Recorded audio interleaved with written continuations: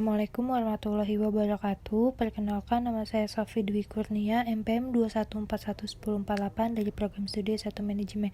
Di sini saya akan membahas tentang etika, Corporate Social Responsibility atau CSR, dan materi tentang berkelanjutan lingkungan dan strategi.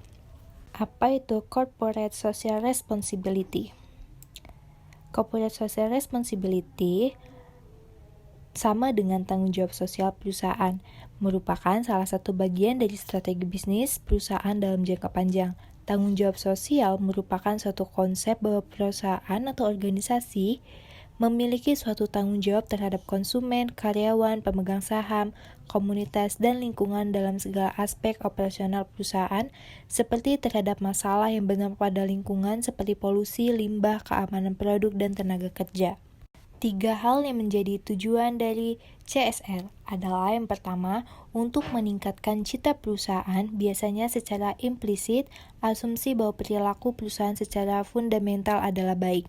Yang kedua, untuk membebaskan akuntabilitas organisasi atas dasar asumsi adanya kontrak sosial di antara organisasi dan masyarakat.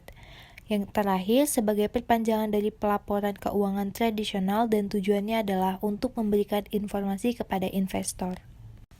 Bentuk-bentuk implementasi Corporate Social Responsibility. Yang pertama, konsumen, dalam bentuk penggunaan material yang ramah lingkungan dan tidak berbahaya. Yang kedua, karyawan, dalam bentuk persamaan hak dan kewajiban atas seluruh karyawan tanpa membedakan ras, suku, agama, dan golongan. Yang ketiga, komunitas dan lingkungan, dalam bentuk kegiatan kemanusiaan maupun lingkungan hidup. Yang terakhir, kesehatan dan keamanan, dalam bentuk penjagaan dan pemeliharaan secara rutin atas fasilitas dalam lingkungan kantor. Apa itu etika bisnis? Etika bisnis merupakan suatu cara untuk melakukan kegiatan bisnis yang mencakup seluruh aspek yang berkaitan dengan individu, perusahaan, dan juga masyarakat.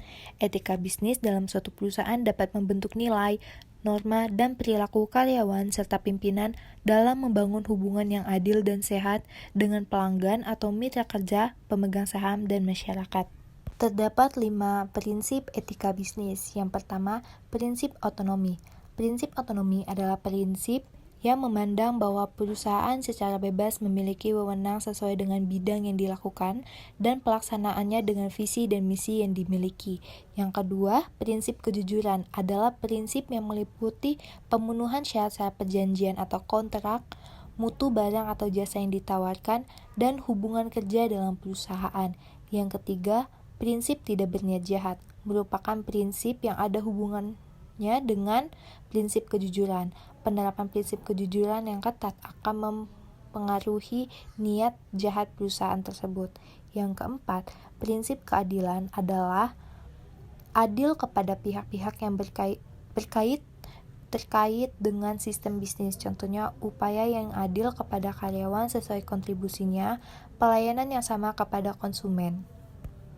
Apa itu keberlangsungan lingkungan? Keberlangsungan atau sustainability adalah sejauh mana operasional dan tindakan suatu organisasi melindungi, memperbaiki, dan mempertahankan daripada membahayakan atau merusak lingkungan. Strategi kelestarian lingkungan terdiri dari tindakan yang disengaja perusahaan untuk, yang pertama, melindungi lingkungan, yang kedua, menyediakan sumber daya alam yang tahan lama, dan yang terakhir, menjaga sistem pendukung ekologi untuk generasi mendatang.